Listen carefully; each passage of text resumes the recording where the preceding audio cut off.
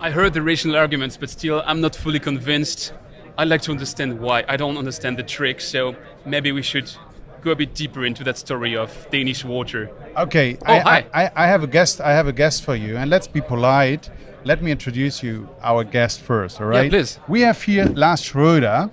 He's the CEO from Aarhus Fund. You call it fund. Perfect. Welcome, Lars. Welcome, Lars. Welcome to our show. Thank you. We have heard, as Antoine said, I mean, Denmark, all the utilities, they're all best in class. Doesn't matter what you rank for. So what do you do different, and how the utilities outside Denmark, outside Scandinavia, can learn from you? First of all, I would say I could find lots of issues where we're not the best in class, but still, in general, we do rather good in Denmark. And I think what's special for Danish water utilities is that we have an extremely high resource efficiency. So if you talk circular economy, if you talk sustainability and so on, then the Danish water utilities are really good. What is the one thing you do different? How do you set goals, or how do you behave, or how do you, choose your technology, your suppliers, your partners? How do you do that? It's not only one thing. Okay. We've had politicians with very high ambitions when we talk about environment and water especially. So without our politicians, without our government, we wouldn't do what we're doing now. So that's one thing.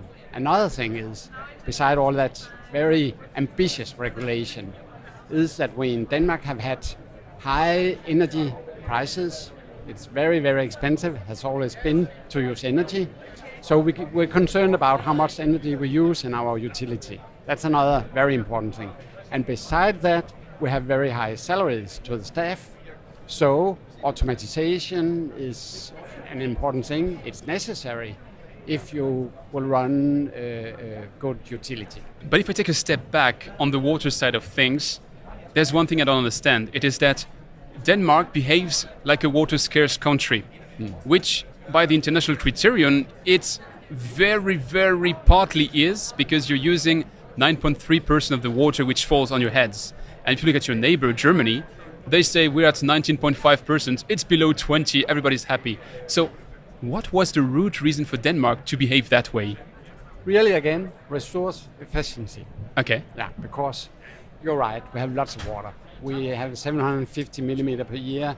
We are surrounded by water. We have lots of groundwater, good quality, and so on, so on, so on. So, in a way, we have lots of water. But to produce 1 liter of drinking water, to clean 1 liter of wastewater, you use energy, you use chemicals, you use lots of resources. So, all resources in Denmark are costly, and you would like to lower your resource consumption in the utility. So I think that's the reason. Even you have lots of water, you should care about leaks, you should care about water consumption, especially nowadays when we talk about sustainability. It's so important. To get the context, in Aarhus you do water, networks and wastewater with the full circle. We say we operate the whole water cycle. Okay. The water cycle is, I love the water cycle. It's the best example of a circular economy. It's the same water on the world going around again and again and again and again. And if we use it in a proper way and deliver it back in a proper quality, this circularity in the water cycle will continue forever. I just have something to fact check and then I'll let you to take over. I heard that in Denmark it is forbidden to treat groundwater. Is that true? It's true. You have to have a permission from the ministry if you want to treat the groundwater more than just aeration and sand filtration. Okay. Because our politicians like the idea that what you have in the tap water is pure, clean drinking water. Special approach, incredible. Yeah. But isn't that a little bit a paradox? I mean, especially Denmark. You're surrounded by water. You have thousands of islands. You have rain 3 times a day, even summertime. Right? So water is really not the issue. But you are still one of the countries, or let's say with the lowest consumption by the single people, so which is 106 liter per person. So I think it's on the top of Europe, right? Top of the world somehow. For sure. And the same, you have one of the highest tariffs. Yeah. Isn't that a paradox? Because you're surrounded by water, so you have enough water. Why should I save so much water? Again, resources. The more water you use, the bigger pipe, the bigger pump, the more energy consumption, the more chemicals, and so on, so on, so on. So I like water, really. I'm a waterman. But I use all the water I need. I take my showers, I wash my clothes, I'm swimming, I'm bathing, with no concern. I really enjoy the water. But I don't want to use more water than I need. And you see that all over the world. You can use water not only in a household. We use water for industry. We use water for food production. And it's so important that we only, one by one, use what we need and no more than that. I mean, you're somehow the best in class. How is it? I mean, do you meet each other, all the utilities, once in a month, let's say, to share your practice? I mean, think about back in school, all the, let's say, the brains were sitting together, right? And all the no brains were doing different stuff, right? That was the earlier years. Where did you belong? Well, is it the same? That you are coming together from time to time, exchanging ideas with Stockholm or with other utilities here in Denmark? Or how do you do that? How do you practice that? We believe strongly in partnerships. So in partnerships? Partnerships. Okay. So not only meeting, not only drinking a cup of coffee, but really share knowledge, working together, developing together, innovate together. It's very important. And not only with your colleagues from the cities around, or not only with colleagues from Denmark, but of course we have a network in Denmark. We have a network with the big utilities, we have a network with all the utilities, and so on, so on, so on. We have a Nordic network with Sweden and Norway and Finland and Denmark where we meet together. We have a European network. And I think the most important is a global network, to learn from other countries, to learn from colleagues in South Africa, in India, in Australia, wherever, because we have something to bring, all of us. You mentioned partnerships, and I can't help but to notice that you have pins with the SDGs. Yes. You mentioned sustainable several times. Yeah. And I'm wondering, is there a link between all these elements? Absolutely. I believe that the SDGs are God's gift to the utility sector. It's very important for us. That's a strong saying. Yeah, I really believe. We use it in all our strategy work, and when the UN decided the SDG goals, we invited the Danish former finance minister. He had been in UN as chairman when they developed the SDGs, and he shared his knowledge with all my staff in Aarhus Water, Aarhus Vand, as you said correctly. and since that, the SDGs has a big importance for all what we are doing, all 17 SDGs. I just heard from someone at the ministry just before we started recording that you're the only utility in the world, only wastewater utility in the world to be certified by the SDGs, or what's the exact saying? We believe that. Certification is a funny thing because in many businesses you just use the diploma and tell your customers, look what I have done. But for us, it's like a school. You have to do better and better, and once a year you have visit by the censor, and he check what you are doing and bring good ideas what you could do even better and so on. So in Aarhus Water we believe in certifications in general. We decided to try to get a certification in the SDGs because we like to learn and we like to use this yearly evaluation of what we are doing with some external partners. So how does that translate into facts? Do you go after the 17 SDGs or do you pick some which make more sense? I would like all 17, but it's too much in an organization like ours. So we have picked four of the 17 that has main importance for us. Which ones? The first one, the most important one, is goal number 17. That's partnership, as I started before. Partnership 17 partnership. Yeah. You said that is the most important one. Yes. Without partnership, we can do anything. No number 6 water. No, you said 17. Yeah, is the most important one. I start with 17. That's the most Incredible. important. That's very interesting. It's very important for us. And then, of course, we have climate change as a very important one. And then we have sustainable cities. And then we have water and sanitation. So water is place 4. Yes, because water and sanitation is our DNA, has been always. And where we can do better is partnerships, climate change and sustainability in general. Did we found the secret here? It's partnerships. I mean, Yeah, that's Lars is saying partnership all over the time. First time I hear that, so it's really interesting. I think we cracked a code here. I mean, think about the automotive industry. That's my example I'm bringing all the time, right? If let's say BMW and Mercedes, they are developing something together. We see smart devices, things like that, up to a certain point, and then they split. Yeah. But then they have a basis, and based on this, they develop further, and then they have their own solution. Yeah. That is cooperation. I'm looking for things like this here in the water industry for digitalization since years. Don't see that. Everybody has his own solution. Yes, exactly. Let's be very concrete here. How does that translate? What is a partnership for Aarhus Fund? Yes. Do I say it right? Yes, that's Aarhus Fund. Not that Perfect. You learn Danish. You can also say Aarhus Water. It's okay for me. I believe that global partnerships, when we talk SDGs, are the most important. Because SDGs are for the planet, it's for the world, it's not only for Denmark, it's not only for Aarhus. And the only way we can develop the whole world is working together.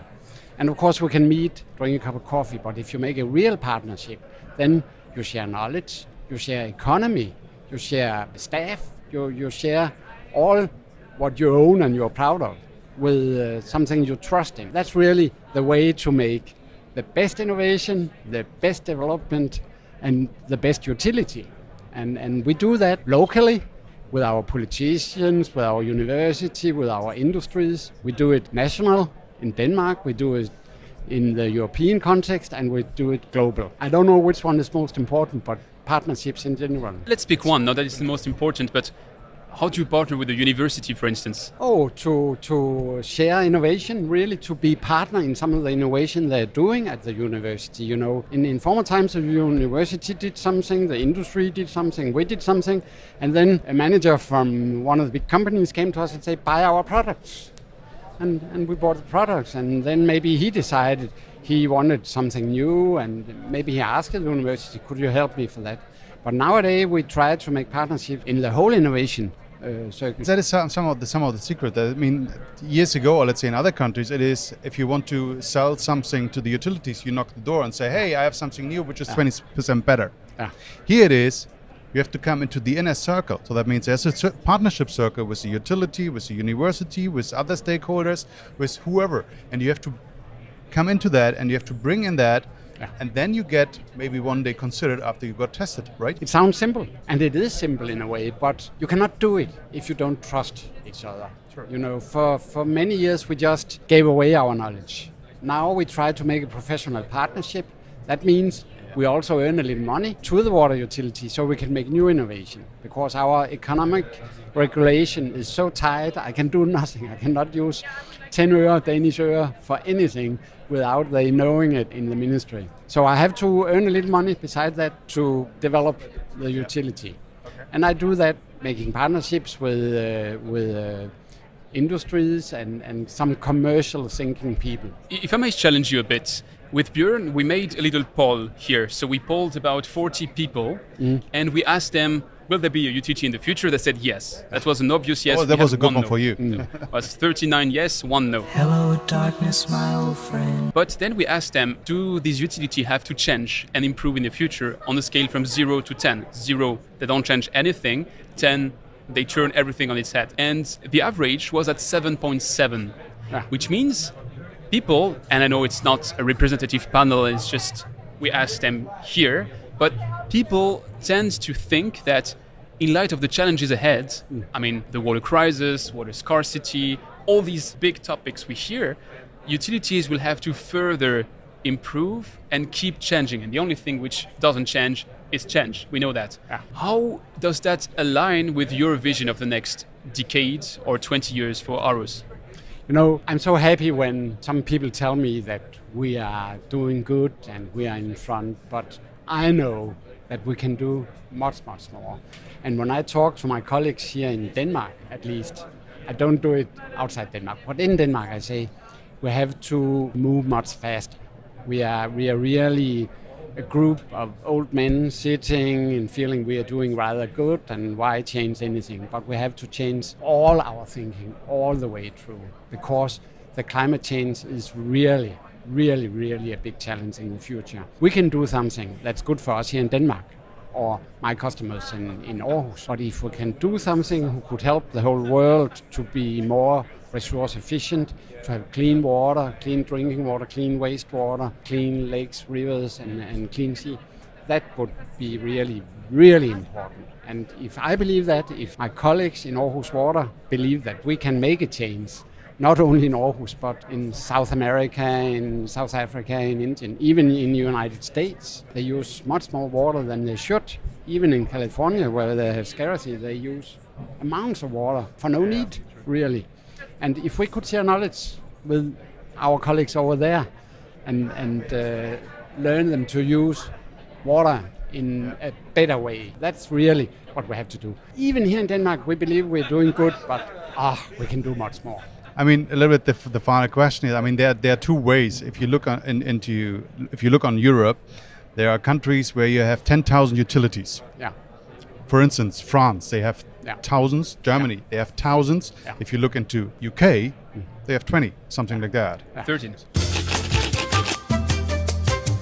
Netherlands, Whatever 14 number is. Is there a trend that, let's say, we should have more bigger utilities, or do you believe, let's say, we should have some kind of model where even a local town with 10,000 people should have their own municipality and they should be responsible for that? What is the trend in 30 years? No doubt, we need bigger utilities. The challenges are so big and they are so many disciplinary, if you can say that in English. I hope you understand what I'm meaning. Yeah. Absolutely. That we really need to be much more professional. We need specialized staff and so on, much higher than we have now. And you cannot do that in a little utility owned by the people in the village. It's too small. You have to make partnerships with bigger utilities or connect and make a consolidation in the sector. It's really important. You can see in Great Britain, you can see in Netherlands, where they're really developing. You can see in Singapore, all the countries who are in front and who do even better than we do here in Denmark, they have made this consolidation to be professional. It would be up to debate if UK does better than Denmark. I wouldn't say so. Yeah, and same with Germany. I mean, they have 10,000 utilities, and I think we are not that bad, right? In terms of quality, in terms of... They pissed the German. yeah. But of course, they have some problems in England too.